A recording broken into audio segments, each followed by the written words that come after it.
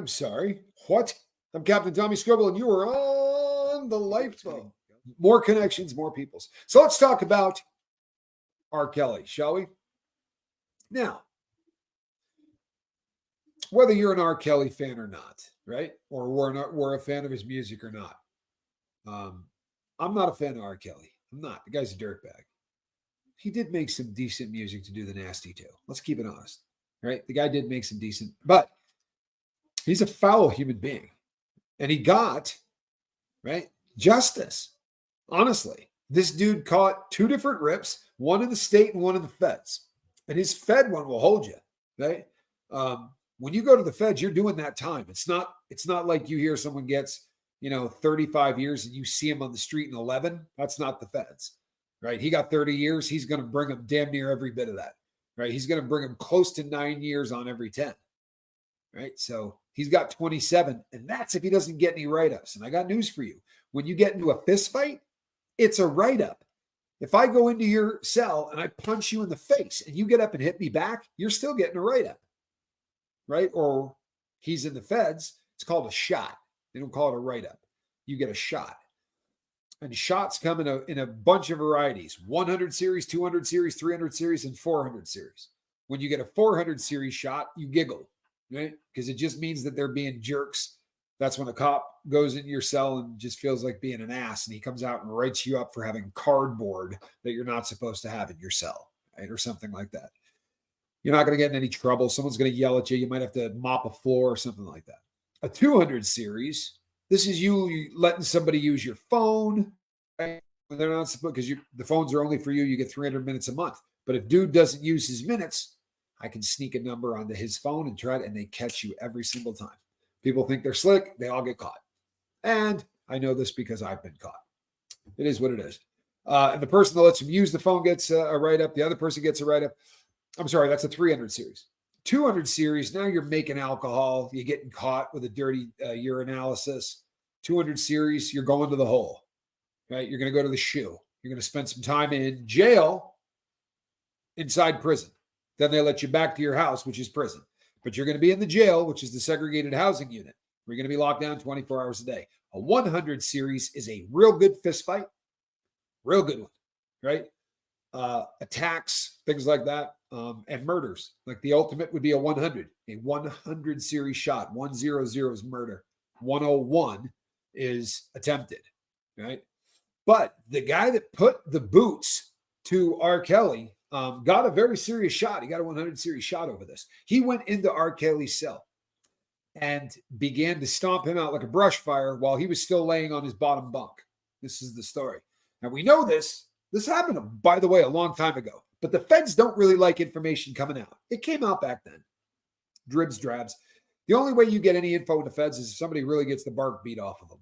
If the person has to go to an outside hospital, then you're going to hear about it. Or if the person's R. Kelly, right? Because R. Kelly's got several lawsuits currently cooking against YouTubers who were working to give information they were getting from from staff members at MCC, right? The correctional facility in Chicago where he was at. All of the employees were stealing all his information, who he was calling on the phone. By the way, if an employee is sitting there, like I've had employees that were really cool who would come down to me and go, "Hey, Rock, what's happening?" I go, "Hey, not much. What's going on? You want to tell me what the hell you were talking about on your last phone call?" Because when they get it up at SIS, right, which is the investigative services, those are the people, they're the FBI of the prison. He said, "Man, if SIS hears that call, they're going to think you were ordering dope." And I wasn't, but every once in a while you'd say something on a phone. And if you're not thinking about it, then you say something like, "Oh man, that would be awesome. Yeah, you got to mail that in. You get that to me, man. You got to get that in for real. And I need it as fast as you can get it." I mean, you could be talking about a magazine, a book, but if it sounds bad, they'll come down and talk to you. And what that tells you is there's a computer up there. They can listen to every single call or just hit a button and read it as it's going down. And they do. They got nothing better to do. When we would get locked down for the night, they just start going through everybody's phone calls during the day to see what they can find.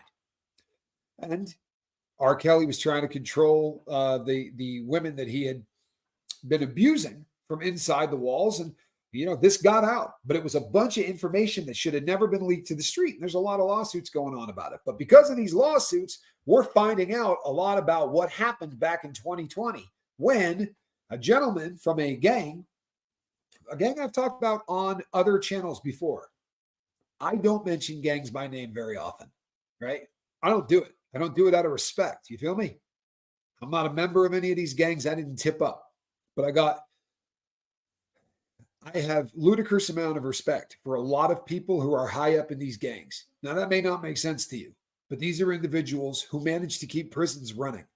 Because I promise you, those are the people who are keeping prisons running. So I'm not stepping on any of these people, right? I don't intend to tell you what prison gang this guy belongs to. However, if you know anything, right? If you know anything about prison tattoos, this is not going to be a difficult one to read. You want to look between his eyes, right? Just above his nose, you are going to see a tattoo that runs right around here, right? And that is a symbol that makes every single person that walks into this cat know exactly who he's with. He is affiliated, right? He's also got a couple of teardrops, right? Teardrops aren't a joke. Like they might be in movies, but inside that means he's removed 2 people from planet Earth. Yeah. And he has, because he just got sentenced for it. He's doing a lot of time. He's not going to be getting out of prison. Now, this cat changed his story. Originally, he said, with a not so nice word involved, but he said something along the lines of, I'm getting pretty sick and tired of this dude getting us locked down. Right? Now, this checks out. This really checks out. A lot of times I hear things and I go, I don't know, man. It doesn't sound very prison to me. You feel me? Like I'll hear something and I'll be like, I don't know. Sounds like a nice story, but you talk to convicts and it doesn't necessarily ring true like something that this might have happened, right? But sometimes you hear things. Let me tell you something. A famous guy comes into a unit and starts acting like a prima donna, and he gets that unit locked down once, where you can't go to store, you can't get coffee, you can't go out and use the hot water, you can't use the microwave, you can't take a shower. Let me tell you how long they put up with that. So, according to what this gentleman said, third time that R. Kelly got the unit locked down. Let me explain to you a little something about federal prison. You know who gets really, really angry about getting locked down, right? Only a few sets of people. Drug dealers do not like being locked down because it makes it very difficult to sell their drugs. And they're selling their drugs, more often than not, to support people on the street. So they don't like it when they get locked down, right? Those drug dealers, more often than not, if they do not belong to a gang, well, they're certainly paying an awful lot of rent to the gang to be able to sling dope. Feel me? Okay, they don't like it when you get locked down. You know who else doesn't like it? The friggin' staff. Now the staff has got to start doing the laundry. Yeah? Now the staff has got to start going to the kitchen and cooking. The staff have to start doing everything that the inmates would have been doing. When you lock something down, now the cops got to go to work. And they're not very fond of that. They would rather that we do the work. You understand that at any given time, there's hundreds of people that work in a prison, and almost all of them are inmates. They're cooking, they're cleaning, they're doing laundry, they're stitching stuff, they're building uniforms for the military, they're building Humvees, they're converting military vehicles to take down to the southern border, whatever. But it's all done by inmates until it isn't. Now, let's say your unit gets shut down. Now, it's just a unit. The rest of the prison's working. No big deal, right? Oh, but it is. Because these guys can't go to the chow hall. So now the cops that are working have to go to every single cell in the entire unit, open the food slot, hand in 2 trays, right? Wait an hour, go back, open every single food slot by hand, take those trays, right? Food gets all over them. They get really, really salty when this happens. They do not like being locked down any more than we do. So, as the story goes, R. Kelly, through his attorney, is suing because he said that nobody did a thing about the beatdown. In fact, he says that they encouraged it.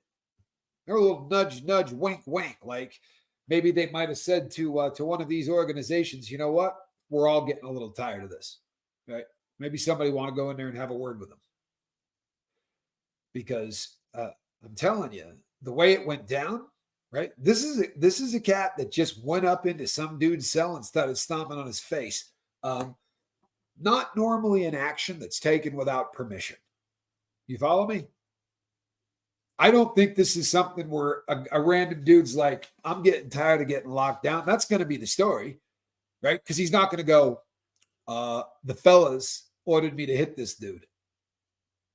And you know what? Think about it. He's sitting in there facing a case. Back then, they were both facing cases. That the guy with the teardrops, he's facing 2 life sentences. Right? This is his world now. R. Kelly just entered his world. This is where he's going to be living for the rest of his life, and he knows it. Got nothing to lose. Got absolutely nothing to lose. And you know what else? He's got a crap load to gain, because here we are, and I'm talking about his name is Jeremiah something or other, right? The world is seeing this guy's tattooed face. Guess what? People are putting money on his books. A ton of it. I promise you. Money went on this guy's books today, because people are going to see this guy on the internet and go, you know what? I'll give him $5. He went in and stomped R. Kelly out so badly that Mr. Kelly has Mr. Kelly has decided. What are you sniffing there, squirrel? R. Kelly has decided that he is in absolute emotional and he's suffering from PTSD and bad distress. He can't. Absolutely terrified that everybody's going to attack him. As we said, paranoid. He doesn't know who he can trust. So the Bureau of Prisons usually will take somebody like that and try to get them maybe to a nicer yard, someplace a little safer. Where he is now is in Butner, right? Butner is in South Carolina. I believe it's South Carolina. It's in one of the Carolinas. I'm almost sure it's South Carolina. But a couple of things about Butner. Number one, it's beautiful, right? It's one of the most beautiful yards. I've never seen it, but according to everybody that's been there, it is really a nice yard. Very high tech. They've got all kinds of programming, like courses you can take, things like that.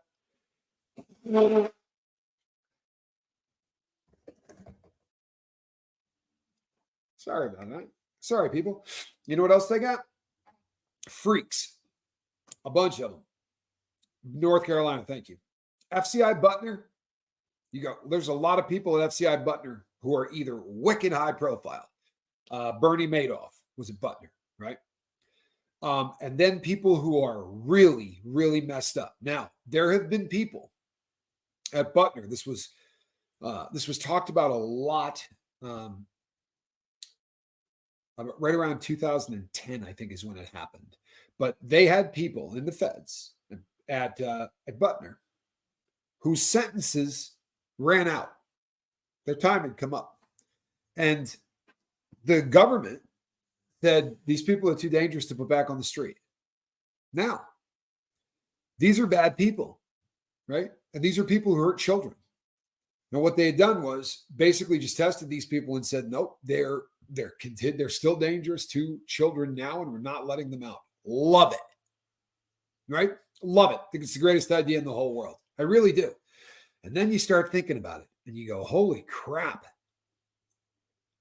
I don't like them, right? They should all die in prison, or they should have just shot him in the first place. However, what if they go, that dude's, if we let him out, he's just going to rob another bank. If we let him out, he's just going to, right? I mean, I don't know where you got to draw the line on that somewhere. I like it. I really do. But that Butner has got a lot of news because of it, because that's where those guys were. There are some sick people in Butner. And this is where R. Kelly is going to be. Now, part of that is just because of the fact that he's got a messed up case, right? He has a messed up case, the kind of case that gets people like him beat up. And apparently it's happened a few times already, right? And he's suing every time it happens. So we're gonna have all kinds of fun stuff to talk about, because I promise you it has not stopped. Here's the thing with R. Kelly, man. If you can smack R. Kelly, you're going to be famous. Oh, look at that queen, huh? If you can smack R. Kelly in the grill, you are absolutely going to be famous. And not only are you going to be famous, but you're going to financially be taken care of, because I promise you, there are a lot of people out there that want to see R. Kelly in pain. Just keep it real. The people who do these kind of crimes don't get a whole lot of sympathy from the public. I promise that people are just loading up their books because they feel like sometimes once you get to prison, the justice begins. And as much as nobody likes the idea that, this stuff goes on behind the and I mean the violence. But if it's going to happen, these are the people it should happen to, right? This is a guy that like to urinate on underage women. I'm not sure I can feel really bad for his PTSD that someone's smacking the crap out of him. And I'll tell you what, he isn't going to be safe at Butner. But here's what I wanted. This is the reason I wanted to talk about this case, because I just want to do connection. We're going to get off this case in a second, I promise. But you know why I want to do this case? I'll tell you why. Because people seem to go back and forth on the on all of this stuff, right? There is a back and forth that happens constantly, in particular with me. I came out and I started to say to people, hey, when these guys go to prison, they don't get protected. I don't care what anybody tells you. I don't care whether they're famous. I don't care whether they're whatever. And no matter how much people call in, and you've heard them, right? You've heard people say, oh, no, Tommy's wrong. The rich people or the famous people. And they come on me that, videos have been made about it. And I never came out and made a video where I said, blah, blah. I don't do any of that. But I'm going to tell you something. I promise you, right? There's no such thing as cushy prisons for rich and famous people in the United States. If they do this, what this cat did, there's no such thing. I don't care what anybody says, right? Tommy, did they have booty bandits in the prison that you served time in? I'll be really honest with you. It doesn't happen very often. It doesn't. Now, there are a couple of cars. Groups of individuals in prison are called cars. They're referred to as cars. And a car could be an entire state. It could be a city. It could be a color, right? The whites are one car. The blacks are one car. But you could have whites from Nevada, or you could have whites from Vegas, and all of these little cars that develop. And they're groups of people who stick together to protect one another. This is basically what cars are in prison. And there's not a lot of this that goes on. There's a lot of sex that's going on, I promise. But it's on the real down low, because if you get caught, they're going to kill you, right? They don't, they're not particularly woke, right? In prison. They're not particularly woke. But the act of SAing a man inside, it will get you killed. Now, the exception to that rule is if you were to SA R. Kelly, no one's going to say a thing, because that cat's green lighted. If you were to SA Danny Masterson, no one's going to say a thing, because that cat's got green light written all over him. Nobody cares what happens to those guys. They're on NC status. They got nothing coming. Now, people will come out and look, here's the bottom line. This isn't going to change. Yeah, and I apologize, Calhoun. I let it slip. Here's the deal. This is really where the rubber meets the road. I don't care who the rich dude is. We will talk about them as they go in and out, or the famous dude. If their case is of an SA nature, they're not doing soft time. You hear me? They're not.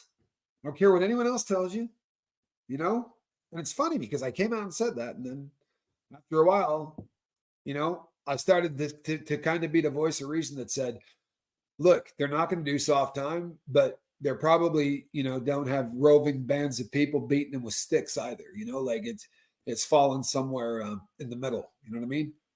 But here's the deal with R. Kelly. We're not going to have to wait long. Every single time something happens to this dude, he and his attorneys are going to file a lawsuit.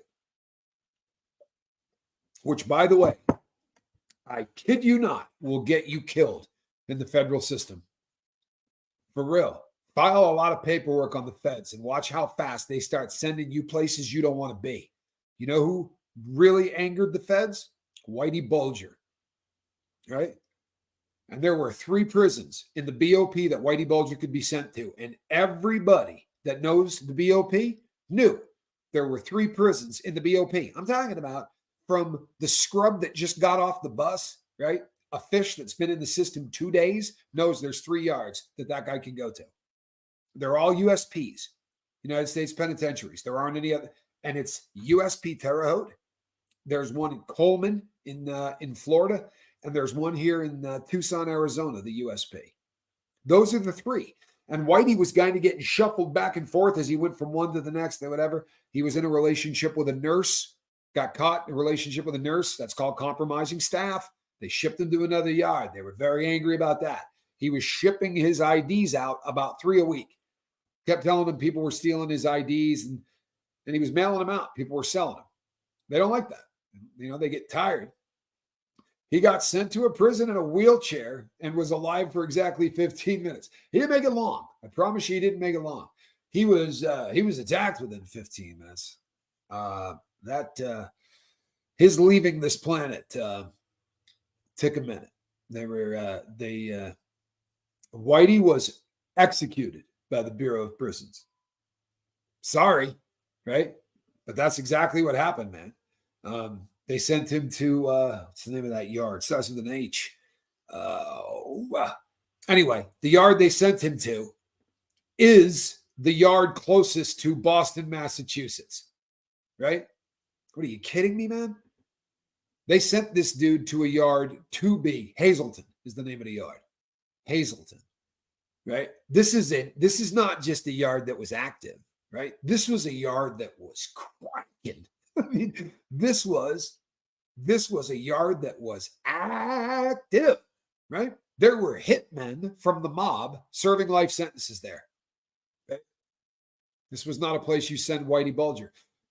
Not only do you send him to an active yard, you send him to an active yard where all of the world knows he's a rat, and this is as close as you can get to your home city. Whitey cooperated with the FBI, right? You've all seen the movies. Whitey did a bunch of cooperating with the FBI and got a lot of people whose last names end in vowels life sentences while he was off doing whatever crimes he wanted to do. That really went down. You should read the books on it. It's fascinating stuff, right? His handlers from the FBI got life in prison, right? This was dirty stuff. This was really, really filthy stuff. But he just kept bothering the BOP and bothering the BOP and bothering the BOP, and they went, ship his ass to Hazleton. Now, I will guarantee you that what they thought was they were going to do diesel therapy. And what diesel therapy is you keep shipping a guy from one yard to the next. And he gets to that yard and goes, I'm not going out there, right? You can't put me out there. They stick you in the hole. And there you sit for 6 or 8 months until they ship you to the next yard, which is active. And you go, I can't go out on that yard. And they sit in the hole and the process starts all over again. That's what they were trying to do. That's my theory. My theory is they were trying to do a little diesel therapy on Whitey Bulger. But when he hit that yard, they said to him, you want to go on main line? They'll say to you, do you have any reason why you shouldn't go on main line?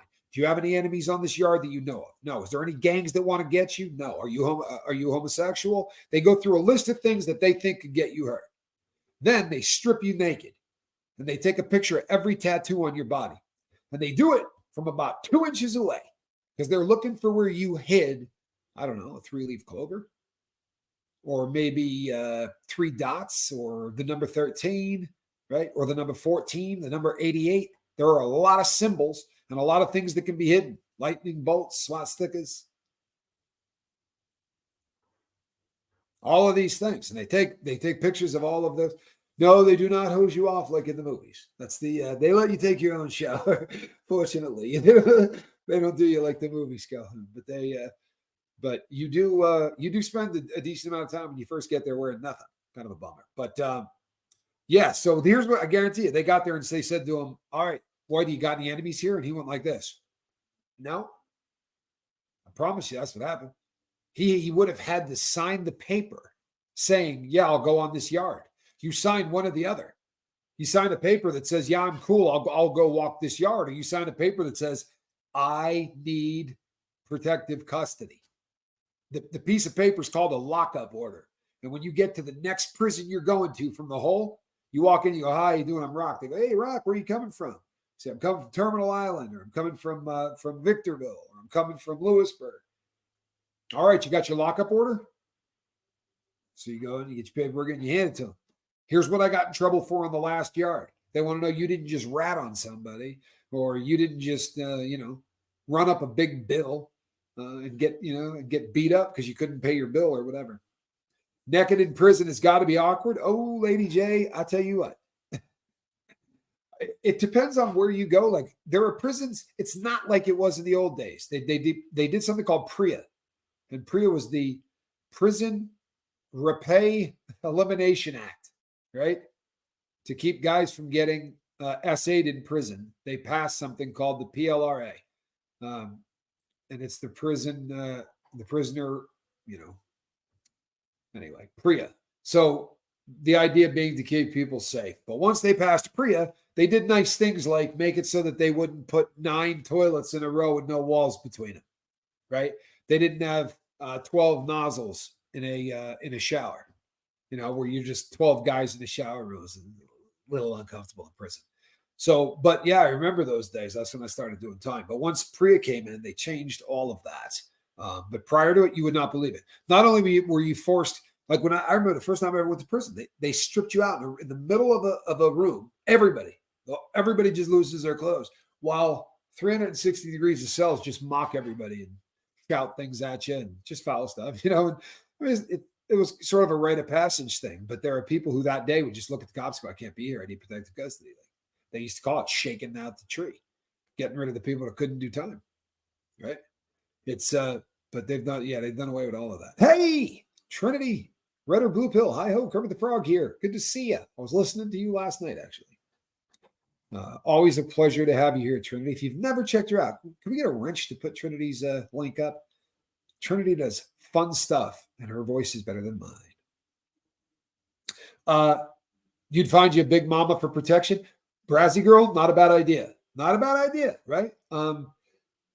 It's not exactly the option you necessarily want to go with in prison, though, right? For guys, it's slightly, yeah. Here's the crazy thing: twin forever. That's a great thing. It sounds like you need to go to prison school before you get to prison. The stuff you need to know. Well, there's a lot of truth to that, right? There's things that you can do that will get you hurt, and no one's going to tell you about it until you do it. How about some of the most basic things in the entire world? I got one for you. Don't spit in the sink. What? Yeah. You brushing your teeth? Do not spit in that sink. You hear me? Thank you, Mary. If you spit in that sink, you're going to get in a fight.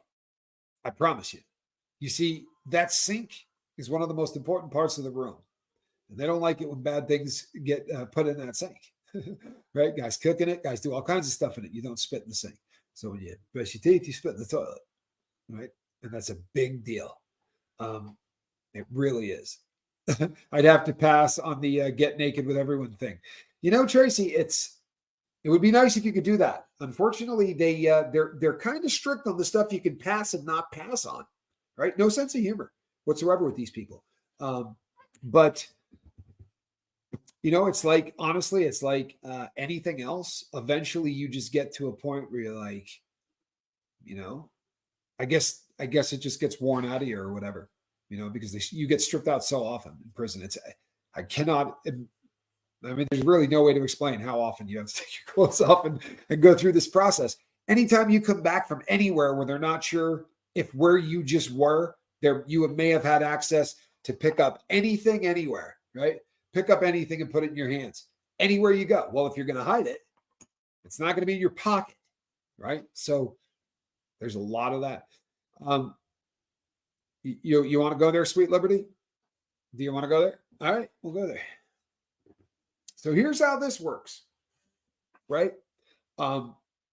Here's the way it works. When you're done when you do the strip out thing, they go like this: put your hands out, right?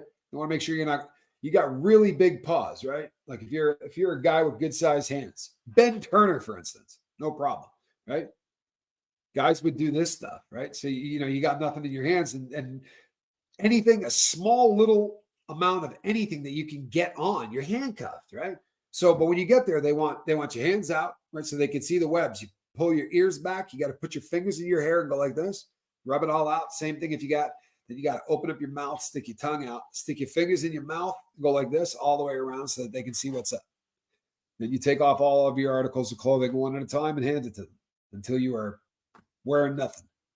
Then they say, right foot, left foot. You turn around and show them the bottom of each foot so that they know you're not holding anything in between your toes. You follow me? Then they want you to lift your junk, right? 2-part process. The first part of the junk to make sure you're not holding anything underneath the frank. Then you pick up the second part to make sure you're not holding anything under the beans. Then you turn around, you bend over at the waist, you spread your stuff as wide as you possibly can, squat and cough as loud as possible. The theory being anything that you have in there would go flying out at the cough. During this process, the flashlight is being shown in that general direction. Now, don't blame me, Kelly, me either. Do you know what happens? And Kelly will probably back me up on this. Kelly will back me up on this. You get to a point where you go, you know what? They got to be bumming about this more than me. Okay? So I remember going in to take a drug screen, and I was on what's called the hot sheets. Right? And once you're on the hot sheets, guess what? You never getting anything. Oh, twin, you got to put your head back, and they do up your nose with a flashlight. Oh yeah, that's also part of it. Yeah. They're pretty into checking virtually everything. They're good at it, including I won't go there. Just there's no place they don't check. I promise you. We're going to leave it at that. Debbie, I always like that too. Lady J says, I feel exposed listening to this. Yeah, I get it. Right, I get it. I feel the same way. Right. True story. But like when I was on the hot sheets, once you're on the hot sheets, you're going to take a drug test once a month randomly for the rest of the time you're in prison because the hot sheets is 6 years. 6 years, right? So, I mean, I don't care how long your sentence is. You're going to be on there for the rest of it, right? If you just have to fail the first one and then you're screwed. It took me about an hour and a half to fail the first one, right? So I was always on the hot sheet. And there was one cop who, for 5 months, this dude was the guy that did the urinalysis, right? So on month 6, I go in there and I go, I've been in prison 7 years, man. I've never met anybody that has done your job more than 2 months in a row. You're requesting to look at Johnson's all day long, dude. Like, I'm not trying to bum you out or get in your business, but what's going on at home that you just want to stare at us all day long doing this? And he goes, Rock, don't mess with me, bro. He's like, for real. He's like, I'm on absolutely in the doghouse, the low man on the totem pole. He goes, I got 2 more months off of this. You know what, Johnny Scoville? If I wish Calhoun, you have a mission. You hear me? Find Jean-Claude Van Damme doing his happy dance. Please. Jordy T, good to see you. Anik Alexander, love the queue. Debbie P, good to see you. Good to see you. Lord Kiss Freak, how are you? Mary Jones, thank you. Awakened by the Looking Glass, good to see you. Ben Bacon Bits, good to see you. DJ Daddy O. You know what, people? I can't even change in the gym locker room without hiding under your towel. Yeah, well, here's the good thing. Once, as far as with the fellas, the amount of respect that is given, best memory skiing. Ooh, you know what? I'm going to answer that one. The amount of, thank you, Z-Dub, for always being the most consistent supporter of the boat from the very first day that you showed up here. I love you. I mean it. Among the guys, like showers, things like that, the level of respect, you don't look at people, you don't do anything like that because it will get you hurt. Like really quickly, you keep your eyes exactly. Oh, Calhoun. Oh, I'm sorry. I'm sorry. That really is just worth the price of admission. If you're not a little uncomfortable by that dance, like if that honestly didn't make you just a little bit uncomfortable watching it, I think you should probably leave. Seriously. Was that what you were looking for? That is exactly what I was looking for, Calhoun. You hit that one out of the park. You hit that. Well done, Spanx. Thank you, Sweet Liberty. You nailed it. You absolutely nailed it. Is it over? Yes. Yeah, you can watch again, Johnny. He doesn't watch it. He really doesn't. He brings it up. Oh, it's cringy. Kimmy is blue. It is cringy. To the topless sunbathing deck on the cruise. I had no idea there was a topless sunbathing deck. I intend to wear a one of those like full length uniforms that they wear when you're working on an automobile. Van Damme, yeah, he can dance. He really can. He also was one of the first really epic BSers that kind of got caught. For real. If you ever do a deep dive on him, he's a lot of fun. I'm not going to smut him up because I kind of do like his films. I'm just going to say it. He was big in the 80s. I had a lot of fun with him. But hey, Janet G, just jumping in. Good, good. Oh, guess what? Do you know what I am? Do you know what I am? Aside from sober, and then I'm going to tell you my best skiing memory. And it is the reason that I'm timing this is because it'll probably take me 19 minutes. It's that much of an epic story. But now I'm just going to tell my ski story. Sorry, I'm going there. The absolute highlight of my that's how you dance. You do the Elaine thing there, Kristen. See, but when a woman does that, there's something just cute and awesome. You look at Elaine and you're like, oh, you see a guy do that, you're just like, ew, stop. Right? Not funny. Awful. Okay, best memory skiing. I was in Utah in Little Cottonwood Canyon. And I had some friends that were with I don't know if I should say the name of the company or not. Anyway, they were in they had a production company that made ski films, and I'd done some work with them in the past, and they asked me if I would be willing to do some stuff for film, and I was like, normally it's kind of like this, right? Like I'm going to talk about prison or whatever, right? That's very often what they're going to I'm going to end up talking about. It's just one of those things. Well, with skiing, you have me show up and you have me do a couple of backflips, right? I was like, so you want me to show up and do some backflips or what am I doing? He's like, no, we're going to hike. He's like, I want you to do some back country skiing that you got to hike to. And we're going to send you out with some snowboarders, right? And that was fairly new. Skiers and snowboarders pictures weren't being taken together very much back then. And they sent me out with a guy named Wally that was just one of the nicest dudes I ever met. And he's no longer with us. He overdosed on heroin, but he's just a good dude. And it was me and him and another friend. There was just three of us. And we started hiking in the middle of the night. Like, I'm not kidding you. It was maybe 1 a.m., right? And we just started post-holing into a place called the Y Coulier. If you happen to be a Utahian, right? If you're from Utah, you've been in Little Cottonwood Canyon, there is a coulier. A coulier, by definition, is a trail that you cannot access any other way but climbing up, what you are then going to ski down. In other words, you can't go up this way and ski down that way. You're going to go straight the hell up and you're going to ski straight the hell down. There's no other way to do it, right? That's a coulier. At the top of this one, it splits into a Y, right? Which is why it's called the Y Coulier, right? So what you're going to be skiing on might be 90 feet wide, which sounds pretty wide until you're going like 60 miles an hour. And then you realize that it's about this wide, right? It's really not very wide. And so there's a long run out of this. But at the top, as we post-hold, it was snowing the whole time. I mean, just dumping. And they kept saying, we had radios on. They just kept saying, it's going to stop soon. Just keep hiking. The snow's, it's supposed to, right around sunbreak, sunrise, all this is going to blow off. And so our friend, the snowboarder, said, I'm going to go this way. I want to go to the right. And I said, well, I'm going to go to the left, solely because it looks shorter, right, than the other one. And that last 100 yards might have taken an hour. I'm not kidding you, because the snow's like 4 feet deep. And every time you put your foot in, you're just post-holing it up to your waist. And it's an effort, right? It just sucks. It really does. But when we finally got to the top, I got to the point where I was at the clouds. I could not see the guy next to me. And one more step and we were above it. And all of a sudden it was blue sky and sun. And it was the most beautiful thing I had ever seen in my life. You couldn't see Earth. Everything was below you and the clouds were gray and ugly, right? And just as far as the eye could see. Hey, Jim Webster, good to see you, my man. Thank you. I don't know. You know what? Jim could ski.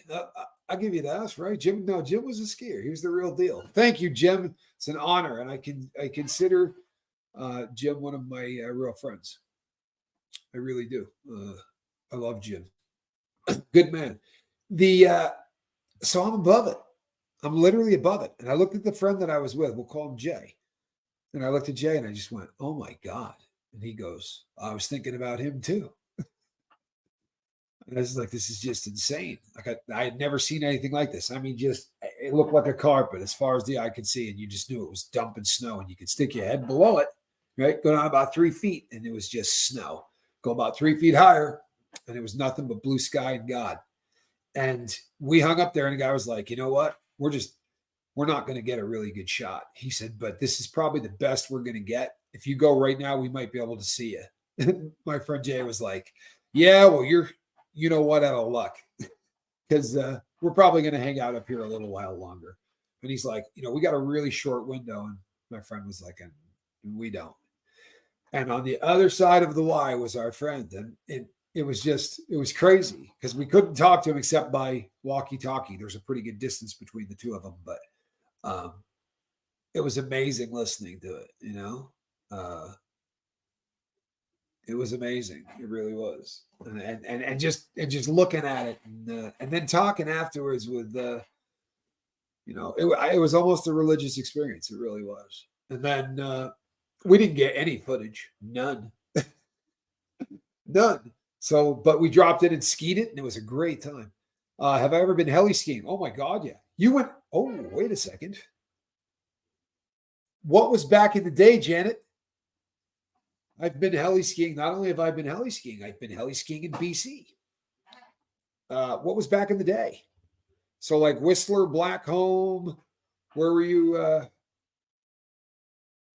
Whistler, British Columbia. Whistler, British Columbia. That's where you went in the summer when everything else melts. That's where you go to ski bumps in the summer.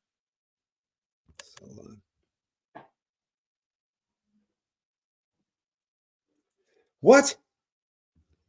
They do not allow topless sunbathing? Well, that's good because I didn't intend to take my top off, so we're good. I don't know. I may rock a one piece, like the striped ones that people used to wear. That's what I may go. So, people, listen up. I'm a YouTuber. Did you know this? Johnny Scoville. I'm a YouTuber. I said I'm a YouTuber. Yeah. Are you ready? Are you ready? People, if you've not subscribed to The Lifeboat, do me a favor and hit that damn button and hit subscribe. You know why? Because this connection stuff is actually taking off. And if you came down and met people today, right? If you had got an opportunity to come down to the meet and greet, which was honestly a very good time, I think you would have walked away feeling that. Ask Ben, right? Seriously, ask that big, palmed, huge Ben. Hold on, I just saw something. Caribou Lodge, Vermont. There you go. Good skiing, right? The best skiing. Shelly Kelly and her husband, right? If you came down and this connection thing is real, right? It really is. It's real. Now, I need more of you hitting subscribe, and more of you are going to hit the bell for notification, right? I'm going to keep doing this twice a day. You guys are going to hit damn subscribe, and you're going to hit the bell for notification. I'm a YouTuber, okay? You're hurting my feeling. 43% or some crap, a percentage of my viewers don't hit subscribe. And I know it's the schnoz, but get over it. Twin Mom, great hanging out with you all today too, right? How cool was that? You think Baldy? Oh, I could argue that. I don't know. Baldy wasn't my favorite, but the best heli skiing that I can't say it. Then I'm just going to make all kinds of enemies. But the best heli skiing, the Chugach heli guides, that's probably the best heli skiing on earth. And it used to be even better. They lost their greatest guide in it. You know what? I'm not going to do that. It's been a rugged couple of days. Let's have an upbeat subject matter, shall we? My dancing skills. I have been known to dance. I have to, in order to dance, I actually have to have somebody help me. Like I have to have somebody that actually like plans it out. Love your mods, even Lord's Kiss Freak, who is trying to kill me with Tube of Terror nuts. Can't say no because, yeah, you can't say no because, like me, you're not burdened by deep thought. No, I mean honestly, why do we eat these things? You have less. I mean, I'm at least related to this, to the owner of this, but nobody eats this stuff on purpose, right? Nobody eats this stuff on purpose. It's not. Nobody ever eats the tube of terror peanuts and goes, you know what? Those are tasty. I mean, the idea is very simply that you're trying to win a challenge. The challenge is you don't have the huevos to do this, right? But nobody goes, boy, I love the taste of those Johnny Scoville peanuts. I beg to differ. Here's the thing, and this is the truth. The way they taste, give me that. The way these taste will be determined by your tolerance. If your tolerance is low, these will taste like poison. Burning. I promise you. If your tolerance is high, these taste like a very, very hot honey roasted nut. That's the truth. The day that I ate 10 of these, the first 7 tubes were like honey roasted nuts. Then they started getting bad. But the first 7 tubes were like candy. I wouldn't lie. The first 7 tubes. Ah, I'm going to have to ask you to leave. The first 7 tubes, Calhoun. You've had one of these. Look at the way the cat's looking at him. She knows. He's not right, is he? He's not right, is he? This cat loves having her head just completely mauled. And if you do it right, when she really gets into it and she starts closing her eyes and getting all happy, when she really gets into it, you can kiss her and she doesn't care. Any other time I kiss her, she'd be out of the room. But you got to be really giving her the business. The meet and greet video is going to be up as soon as your video. The second we're done here, we're going to be putting up the meet and greet video, and you're going to get a chance to see everybody that was down there with us. You know what's funny today? You guys will get a laugh out of this. And I've waited so long that Reese won't be here. She might have showed up in the beginning, but Reese doesn't stick around. But I'll tell a Reese story because this is always fun, especially when she's not here. But I spoke with Reese after the event because I called her up. I was like, Reese, I may have texted her. Anyway, I said, Reese, met a lot of your friends at the, at the meet and greet. And she goes, shut up. Nobody there knew me. This is Reese's response to almost everything. She went, shut up. Nobody there knew me. I was like, yeah, no, Reese, the first people that we talked, everybody we talked to came up and said, oh yeah, I knew you through Reese. Speaking of which, Anita made me the most beautiful hat. I am going to put this hat on. I'm not going to do it today, but I'm going to model this for you. I also have like 3 or 4 things I need to model for you. But this hat is the softest. She made the most beautiful hat for me. And I will be, oh, Squirrel, what are you doing? Are you seeing that? Take it easy on your toe. Oh, what are you doing? That's why I find them everywhere. She chews them off. It's amazing. That is a spoiled animal. You know that, don't you? This is a spoiled kitty cat. Aren't you? Aren't you, you spoiled kitty?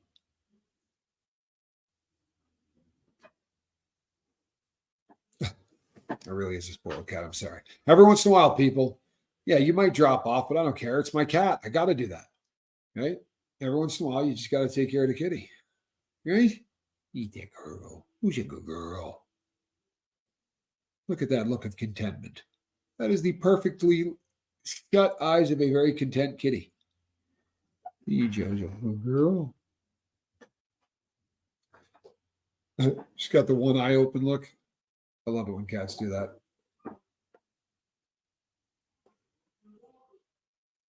All right, sorry. What were we talking about? They were worshipped and spoiled a little bit. I mean, there's something to that. But here's the good news. They have not let it go to their head. You know what I mean?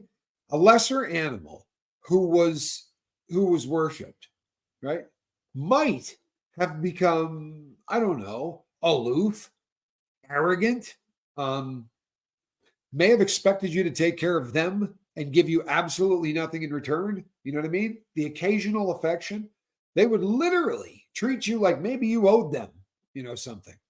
But not cats. No, they've stayed humble through the entire process of being worshipped. They are very, very humble creatures. Take Squirrel, for instance. Are you a humble girl? Huh? She said, no, I am the best girl. Oh, that's a happy cat. Honestly.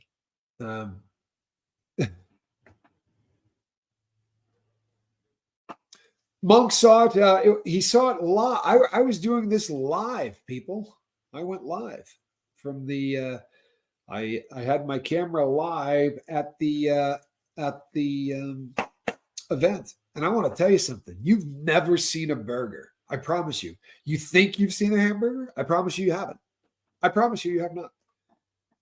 The first hamburger that you will ever see, you will see when you watch the videos that we did at Thunder Bacon Burger. It is, oh man, not only is it the tastiest burger ever, like the Big Kahuna burger got nothing on this, but the Scoville brothers, the Scoville family in general, are prone to hyperbole or hyperbole.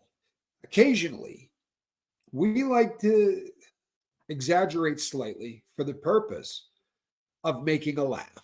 Yeah? Okay. What I'm about to tell you is not an exaggeration for the purpose of making you laugh. This burger is 10 inches high, right? That puppy is this big. It is absolutely ridiculous. You couldn't, you're not going to go and get a bite of this thing because I got the biggest mouth in America and there's just no chance. It is really a big burger. I'm not playing. It's a big, mean burger. By the way, I'm a YouTuber. Hit subscribe, right? When you do, hit the bell for notification. That way, when we go live, and we do often, when we go live, you're not going to miss any of the content that we put up. Just as importantly, you're not going to miss any cat in a basket, right? We do not judge people for the things that they did while under the influence. Very few exceptions to that rule.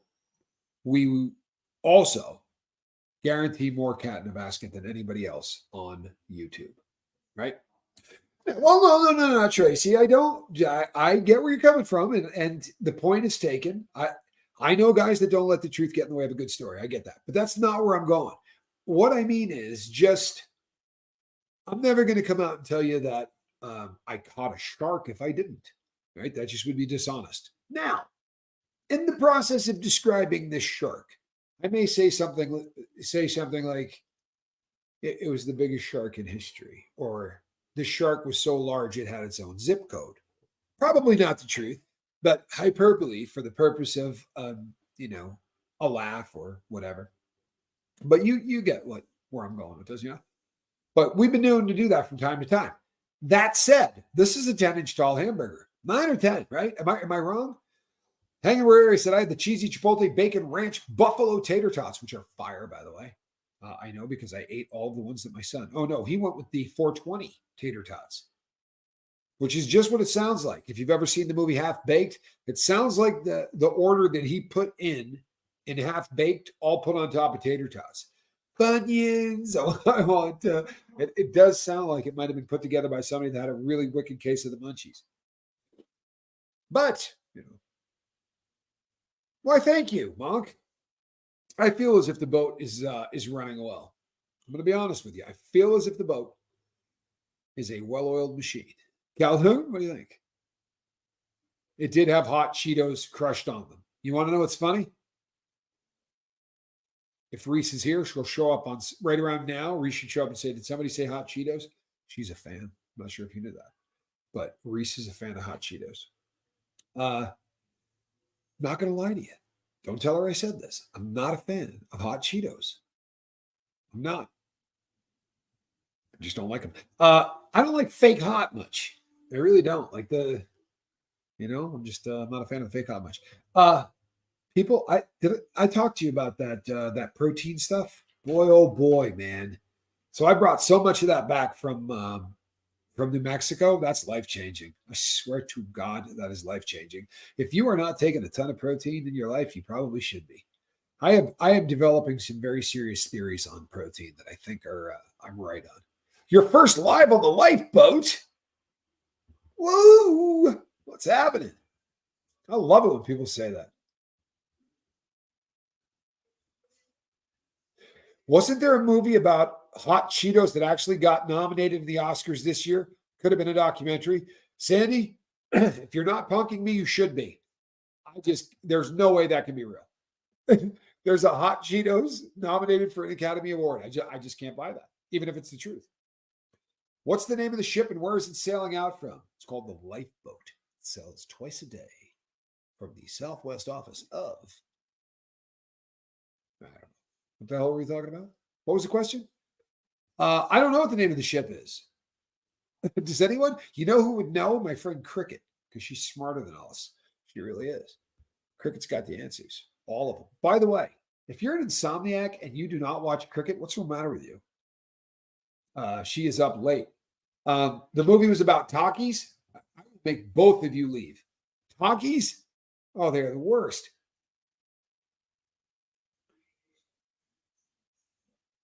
You're not going to last alive. Izzy, you've got this. Here's what you're going to do. All right, here's what we're going to do. I want you to picture yourself on a boat on a river. No. Truthfully, here's my theory. I'm going to run it by you. All right, give you something else to think about. The carnival magic. Thank you, Don. See that? We got pros all over the place. Thank you. We're up with her late at night. It's awesome. Dirty Stamps, where are you at? I like it. I like it. I like it. Magic. You know what? Oh, ho, ho, it's magic. You know. Great tune. Pilot, I believe, is the name of that band. Never believe it's not so. What do you think? Magic. I'll be there. Never seen a daybreak. Never seen a daybreak. There's a bomb out in the morning. Right. When I start singing, it's probably time to pack it up. What do you think?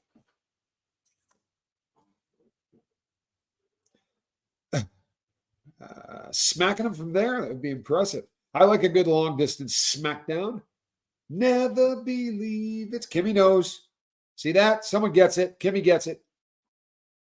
You didn't know they were saying magic. You thought they were talking about their junk? Well, I'll be damned. Yacht rock. If you know how funny that is. You know what? I could use a karaoke machine for my birthday. I'm hell on wheels on karaoke. If this boat's got a karaoke machine, you watch. I will hip check all of you. You will not get anywhere near that karaoke machine. I dig karaoke. I've got some go-tos. Everyone's got go-to, right? Like if you're a karaoke, you got 3 or 4 go-to songs. Calhoun, what's your go-to? Does it involve screaming really bad, and bleeding lung throats? Spanky listens to pretty hard music.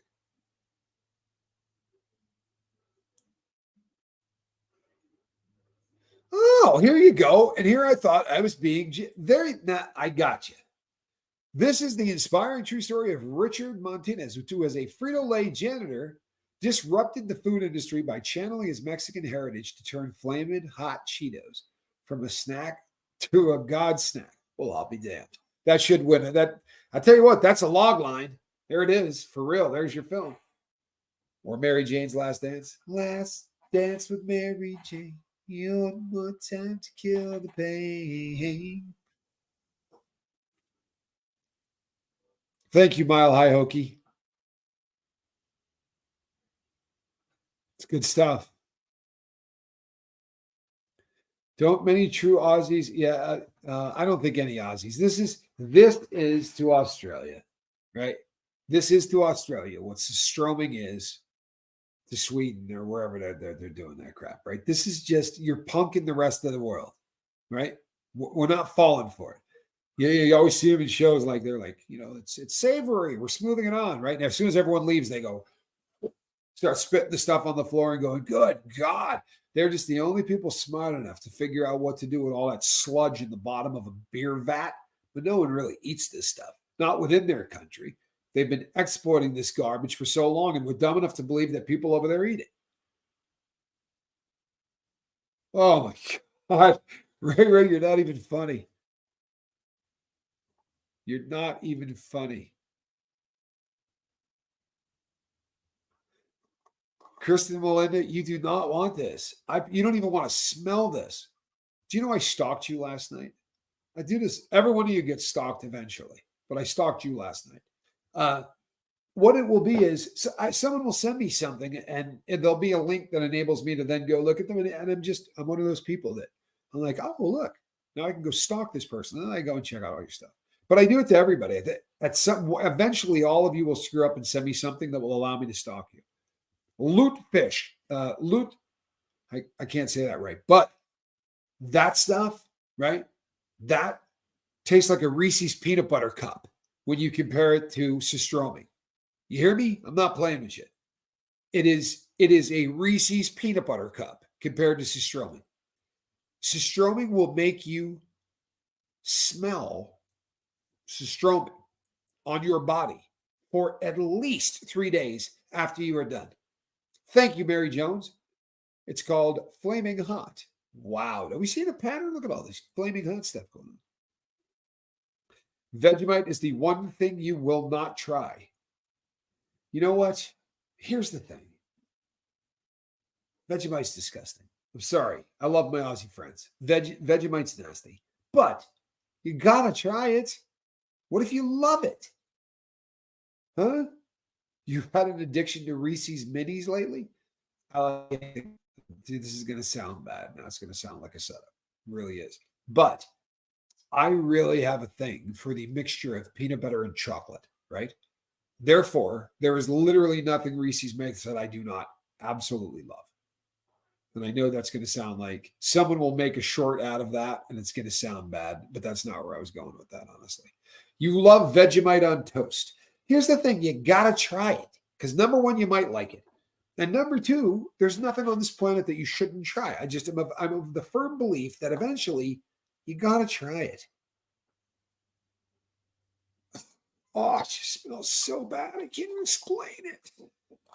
Ooh, the dark chocolate Reese's is good. So is the white chocolate, though. Honestly, what does Reese's make that doesn't taste good? Huh? Thank you. Is there a Reese's product that sucks? Tell me the truth. Is there? No. Evil twin sister, that's your superpower? What, trying everything? I respect the hell out of that. Spanx Calhoun, the king. Spanky will try anything, and he did as a kid. And do you know why he did? Because his dad never, ever did him dirty as a dad. That's a true story. Hey, Tiff, good to see you. When Spanky was a little boy, I did not make him take any medicine or any food until I ate it first. Because that way I could say to him, you know what? This isn't disgusting. He'd say, this tastes bad. I'd go, all right, let me see it. It tastes, and I'd be like, this does taste bad. I'm not making my kid. Seriously, Calvin, how many times did I say to you, you're right, you don't have to take this? Like, it would be medicine or whatever. I'd be like, we're going to go find a different brand. This is foul. My kid's not taking this. Like, I'm not shoving this down my kid's throat. That's poison. I'm not doing it. All the time. Yeah, all the time, right? I mean, honestly, every single thing that, because I remember as a kid, people saying, oh, it's not bad. And I think to myself, man, why don't you sip that? Let's see you tasting this stuff, right? Foulness, especially after they changed Vicks Formula 44, which I loved. Honest to God, I would be nipping on Vicks Formula 44 right now if they still made it. The good dark stuff that warmed your innards. Oh, I loved it. Oh, Miss Sunrise Dawn, can we get some ones for her kitty, please?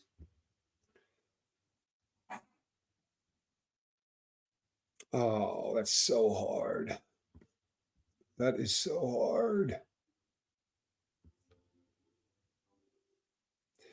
Yes. Wait a sec. The dark chocolate thins? What is this? A dark chocolate thin? No, I have not heard anything of a dark chocolate thin. But I want to know why I have not been told of this dark chocolate thin. Calhoun, you're fired. Why have I not seen these? I feel like you should have been the one to bring this to me. You're my son. Hold on. Just making sure. No, but I'm angry, Casey, and I'm going to try that tomorrow because, honest to God, like the combination, there's never been a better combination than peanut butter and chocolate.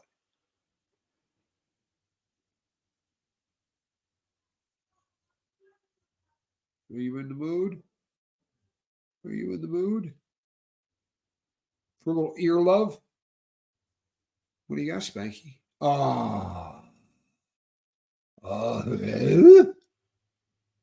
The double dark chocolate Milano.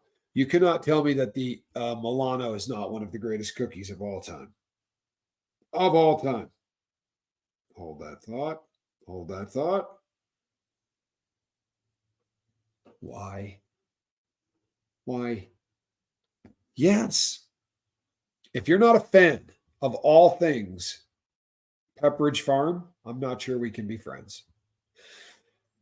I just got to say, if you're not a Pepperidge Farm person, it's not that I don't know.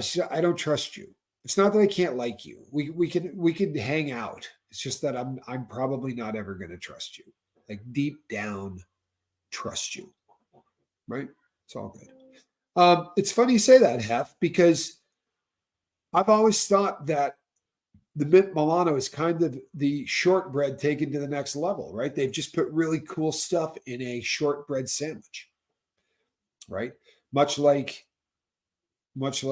the ravioli is just a tasty little cheese pie, right? These are just shortbread sandwiches, but they're made with mint and two different kinds of chocolate. I am also of the generation that watched people run into one another. One would be walking down the sidewalk carrying a piece of chocolate.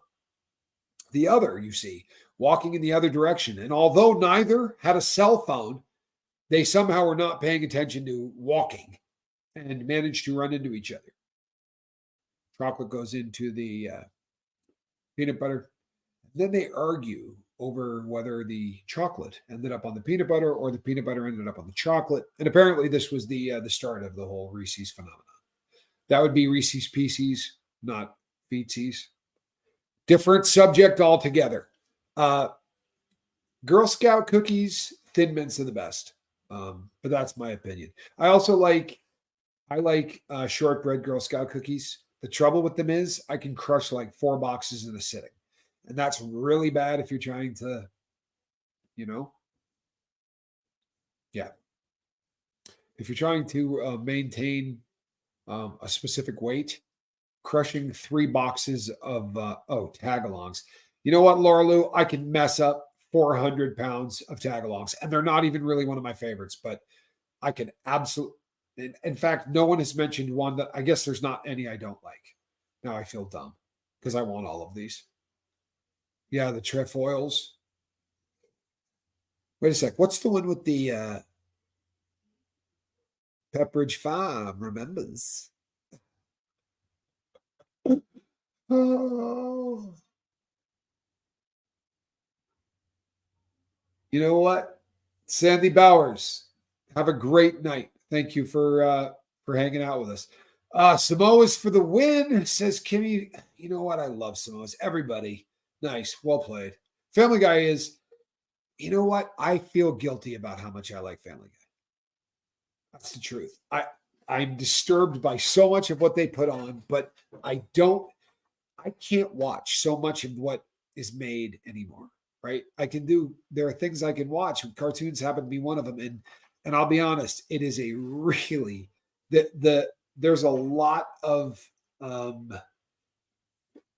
humor that requires that, it's not mindless, which is really funny because it should be, but it's not. Marmite. Where is it? I have Marmite. Hold on. There you go. Not to be undone. Right? There you go. I can get just as upset about the Marmite. What's the difference between Vegemite and Marriott? Well, Vegemite is a paste made from yeast, and I'm pretty sure Marriott is a food chain. I'm kidding. I'm kidding. A hotel chain. I'm just being a wise guy because it was a type. And it was an autocorrect, no doubt. The difference is that one apparently is made from marmots, and the other is made from yeast. No, I think they're both yeast extracts, and one just. I know that people crap all over Marmite, and they're all like the Vegemite people crap on the Marmite. That's all I know. Like everybody will say to me, like Alan Valentine thinks that Vegemite is fantastic, but he was like, Marmite. He looked at me like I had said something foul, you know? Like somehow, this yeast spread, see, there's Anne Marie. Marmite, now that's disgusting because that yeast spread is just nasty, Calhoun. The other yeast spread, it's like comparing barley to hop, okay? Dennis from Boston. Late again, time travel day. I hate changing the clock. Yeah, me too. We didn't change it here, but everyone else did. They are both a yeast infection in a jar. Could Tracy drop the microphone, please? There you go. That's do me a favor and run that one through your dome the next time you're doing that thin little spread on a piece of toast. Nothing will make that taste good again, I promise. I'm sorry, that's funny. Marmite is the Bee Gees of the spread world. Unbearable. You know what, Jeremy? That's mean, but it is clever. No, we don't change time in Arizona, which you think would be cool, right? But it's not. It just seems like it is. But the problem is everybody else changes time, so it screws you up even worse. Chrissy Never in Newton, good to see you. You've been watching protests since last night. Well, good Lord, I guess you're going to sleep well. Tell you what, though, the protesters are doing good work, are they not? You got to love it. You really do. I love it and I respect it. I couldn't do it, but I have mad respect for it. I really do. You like the squirrel can? Yeah, I think squirrel is a lot more attractive on the eyes than I am. So that tends to. She gets more love. I don't blame her either. I really don't. Here's the thing.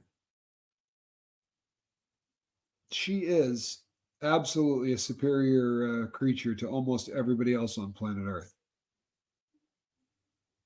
She really is. She got the paw up over the schnoz, he says. Oh, she's got it. She's got it almost over the snout. I love that. I think it's one of the cutest things in the world. Oh, did we wake you? Did I wake you? You know we were talking about you? Huh?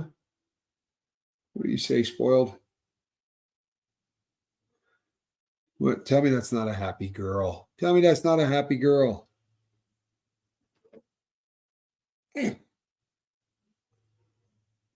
All righty. I think it's time that I go and take care of my girl. She's got that look in her eye. You ready? What do you think? Yeah, you said you're a good girl. All right, people. We're going to get together tomorrow morning at about 7 o'clock. That's when we're going to start doing this. 7 o'clock in the morning and then 7 o'clock then again. 7 not trying o'clock. to kill it. Sorry, 7 o'clock.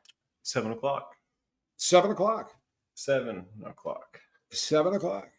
And that's all she wrote. All right, people. I want to thank all of you, especially those that came down and saw me today. It was so much fun. It really was. I love the connection thing. I really do. But you know what? Now I'm going to connect with my girl because she is worth it. JJ, great to see you. Monique Alexander, all of you, have a great day. I'm Captain Tommy. Oh, look at that. Cal, put her on the big screen. Oh, are you kidding? Look at that. I dare anyone to tell me that's not cute. Seriously, you're not a cat lover. Tell me that's not cute. Oh, look at that. You're such a good girl. Can I get that for you? Come here. Is that better? How about a tail clean? Here. If you hold the tail right there at the end, she tends to clean it on her own. Oh, you know what it is? Are you going to clean my hand? Are you going to clean my hand? Yeah. All right, peeps. Hi, I'm Captain Tommy Scoville. And this was the lifeboat. I am going to go play with my kitty. We'll see you on the next one, everybody. Bye-bye.